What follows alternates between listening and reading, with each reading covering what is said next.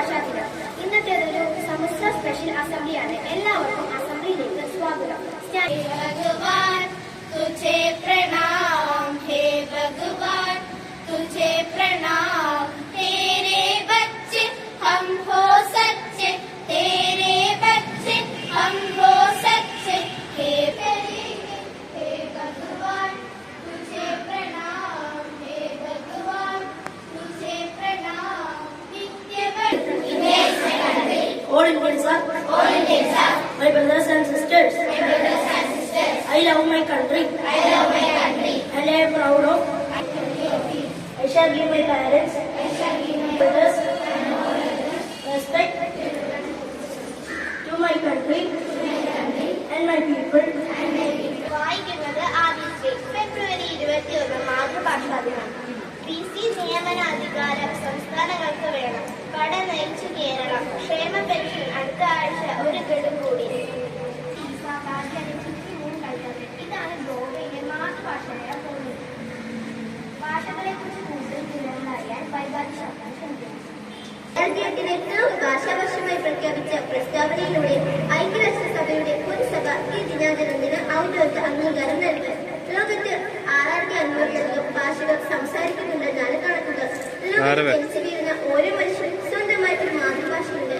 എല്ലാ ഭാഷകൾക്കും അതിൻ്റെതായ പ്രത്യേകതകളുമുണ്ട്.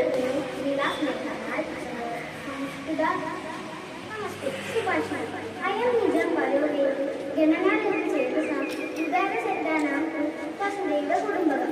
അർത്ഥം: ഇത് എന്റെ, ഇത് തന്നെ എന്റെ എന്ന ചിന്തയിടുങ്ങിയ ചിന്താഗതിക്കാരനാണ്. വിശാല മനസ്കർക്ക് ലോകം തന്നെ തറവാടാണ്. സുഭാഷിതം ഏകപാഠമതി. അയം നിജം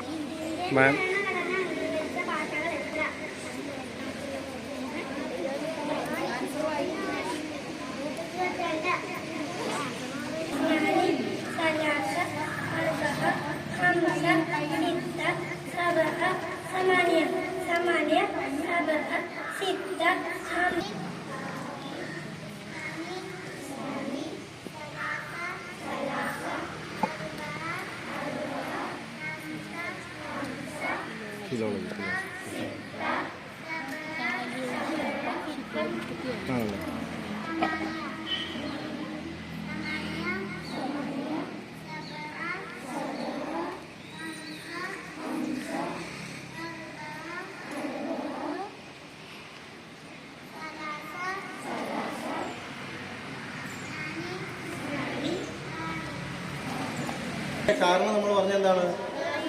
മാതൃഭാഷ ദിനാചരണം അല്ലേ? മാതൃഭാഷാ ദിനാചരണത്തിന്റെ ഭാഗമായിട്ട് നമ്മളുടെ സ്കൂളിന് പ്രത്യേകതയുണ്ട്. അതെന്താണ്? എത്ര ഭാഷ നമ്മളിവിടെ പഠിക്കുന്നുണ്ട്? മലയാളം, ഇംഗ്ലീഷ്, ഹിന്ദി, സംസ്കൃതം, അറബി.